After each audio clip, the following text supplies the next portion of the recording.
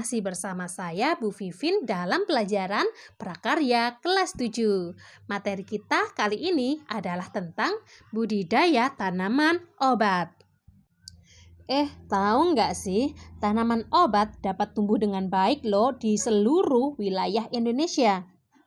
Nah, setiap daerah mempunyai keunggulan produk tanaman obat yang dihasilkan. Kira-kira tanaman obat apa ya yang ada di daerahmu? Berikut ini adalah contoh beberapa jenis tanaman obat berdasarkan bagian yang dimanfaatkan. Yang pertama adalah rimpang. Contohnya adalah kunyit dan jahe. Daun, contohnya adalah katuk dan sirih. Buah, contohnya adalah jeruk nipis dan mengkudu. Bunga, contohnya rosella dan mahkota dewa. Akar, contohnya adalah akar wangi dan pasak bumi. Batang, contohnya adalah kayu manis dan brotowali. Sedangkan biji, contohnya yaitu lada dan jinten. Nah, berikut ini adalah beberapa jenis tanaman obat. Yang pertama adalah temulawak. Temulawak atau disebut juga dengan Curcuma santoriza banyak ditemukan di daerah tropis. Temulawak dapat berkembang baik di tanah sekitar tegalan pemukiman, terutama pada tanah gembur agar rimpangnya dapat tumbuh besar. Rimpang temulawak sudah lama loh digunakan sebagai bahan ramuan obat oleh masyarakat Indonesia. Temulawak ini dapat digunakan untuk mengobati penyakit emah, sembelit, sariawan, cacar air, asma, dan sakit kepala. Selanjutnya adalah jeruk nipis. Jeruk nipis termasuk tumbuhan perdu yang banyak memiliki dahan dan ranting. Tanaman jeruk nipis menyukai tempat dengan sinar matahari langsung. Buah jeruk nipis ini dapat mengobati penyakit batuk, influenza, demam, sembelit, dan bau badan. Yang ketiga adalah sirih. Sirih termasuk jenis tumbuhan rambat dan tumbuh bersandar pada pohon lain. Tanaman ini juga menyukai tempat dengan cahaya matahari penuh. Daun sirih umumnya digunakan untuk mengobati penyakit bau mulut, sakit gigi, keputihan, eksim, dan alergi. Selanjutnya adalah patah tulang. Tanaman patah tulang berasal dari Afrika. Patah tulang biasanya digunakan sebagai tanaman pagar, tanaman hias, atau tumbuh liar. Hampir seluruh bagian tanaman patah tulang dapat digunakan sebagai obat. Akar dan rantingnya dapat mengobati penyakit lambung, rematik, dan nyeri saraf. Bagian batang kayu dapat digunakan sebagai obat penyakit kulit, sakit gigi, dan radang telinga. Sedangkan getahnya dapat mengobati sakit gigi, tetapi jika terkena mata dapat menyebabkan kebutaan. Cabang dan rantingnya jika dibakar dapat mengusir nyamuk. Nah, materi selanjutnya adalah tentang sarana produksi budidaya tanaman obat. Berikut ini adalah bahan dan alat untuk budidaya tanaman obat sesuai dengan tempat pembudidayaannya. Bahan-bahan yang diperlukan adalah benih atau bibit tanaman obat. Bibit yang unggul akan menghasilkan tanaman yang unggul dan berkualitas. Benih tanaman obat dapat berupa biji untuk pembibitan secara generatif dan berupa stek, sambung, okulasi, rimpang, dan tunas. Yang kedua adalah pupuk. Pertumbuhan tanaman akan baik bila kandungan unsur hara tanah cukup tersedia. Pupuk untuk tanaman obat dianjurkan dari bahan alami, yaitu pupuk kandang atau kompos. Yang ketiga adalah media tanam. Media tanam tanaman obat biasanya berupa tanah. Pilihlah tanah yang gembur dan subur. Yang keempat adalah pestisida. Pestisida diperlukan untuk mengatasi gangguan hama dan penyakit pada tanaman obat. Jenis pestisida yang dianjurkan berupa pestisida alami atau nabati yang berasal dari tumbuhan. Hal ini dilakukan agar pestisida yang diberikan tidak mempengaruhi kualitas tanaman obat dan menimbulkan residu kimia pada tanaman obat. Nah, selanjutnya adalah peralatan.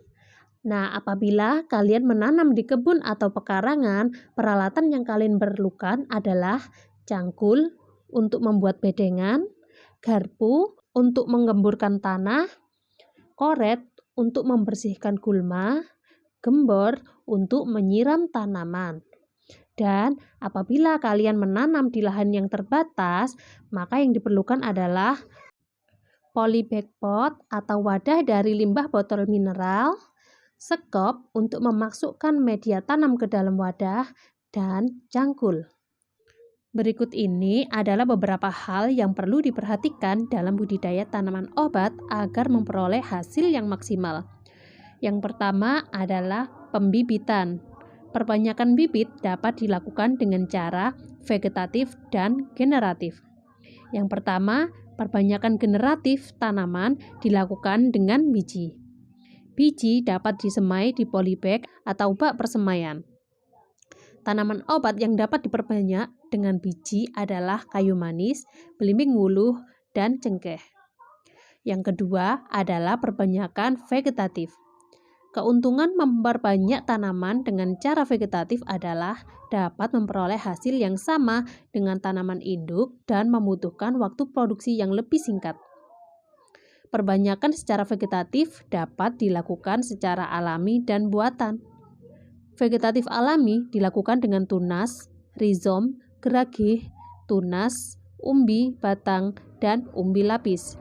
Sedangkan vegetatif buatan dilakukan dengan cara stek, runduk, okulasi, menyambung, dan cangkok. Nah, berikut ini adalah contoh pembibitan tanaman obat secara vegetatif buatan. Yang pertama adalah stek. Stek dilakukan dengan menanam potongan bagian tumbuhan. Bagian yang dapat dipotong misalnya batang dan daun. Tanaman obat yang biasa diperbanyak dengan stek batang adalah sirih, brotowali, dan lada. Yang kedua adalah cangkok. Tanaman obat termasuk jenis tanaman tahunan, dapat diperbanyak dengan cangkok, seperti mahkota dewa, melati, dan kenanga. Bagian batang tanaman yang dicangkok akan tumbuh akar setelah 1-3 bulan. Yang ketiga adalah okulasi. Okulasi adalah menggabungkan mata tunas suatu tumbuhan pada batang tumbuhan lain.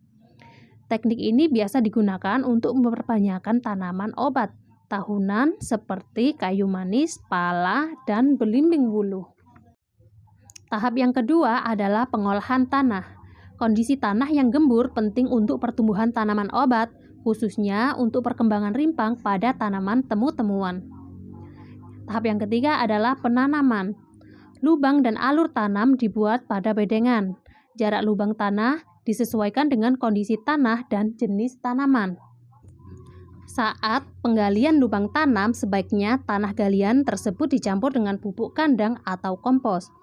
Tanaman obat yang tumbuhnya merambat seperti sirih dan lada membutuhkan tegakan. Tegakan dapat berupa panjatan hidup atau mati. Yang keempat adalah pemeliharaan. Pemeliharaan ini terdiri dari penyiraman, yaitu frekuensi penyiraman dapat diatur sesuai dengan kondisi kelembapan tanah. Kemudian penyulaman. Penyulaman adalah penanaman kembali tanaman yang rusak, mati, atau tumbuh tidak normal. Kemudian pemupukan. Pupuk yang digunakan sebaiknya adalah pupuk organik. Selanjutnya adalah penyiangan. Penyiangan gulma harus dilakukan agar tidak ada kompetisi antara tanaman budidaya dan gulma dalam mendapatkan hara dan cahaya matahari. Dan yang kelima adalah pembubunan. Pembubunan dilakukan dengan tujuan untuk memperkukuh tanaman, menutup bagian tanaman di dalam tanah seperti rimpang, umbi, atau akar, serta memperbaiki aerasi tanah. Dan yang terakhir adalah pengendalian organisme pengganggu tanaman. Tahapan selanjutnya adalah panen dan pasca panen. Cara penanganan setiap jenis tanaman obat itu berbeda-beda. Yang pertama, untuk daun. Pemanenan daun tanaman obat harus dilakukan dengan hati-hati karena daun bertekstur lunak sehingga mudah rusak. Umur petik daun tiap tanaman juga berbeda. Ada yang dipanen saat daun masih muda dan ada pula yang dipanen pada saat daun sudah tua. Yang kedua adalah rimpang. Rimpang dapat dipanen pada umur 8-12 bulan. Pada saat daun tanaman sudah mulai menguning dan mengering, rimpang tanaman siap dipanen. Yang ketiga adalah biji. Biji banyak mengandung tepung, protein, dan minyak. Kadar air biji saat dipanen berbeda-beda, bergantung pada umur panen tanaman obat tersebut. Yang keempat adalah akar. Akar yang mengandung banyak air, pengeringannya dilakukan secara perlahan-lahan untuk menghindari pembusukan dan fermentasi.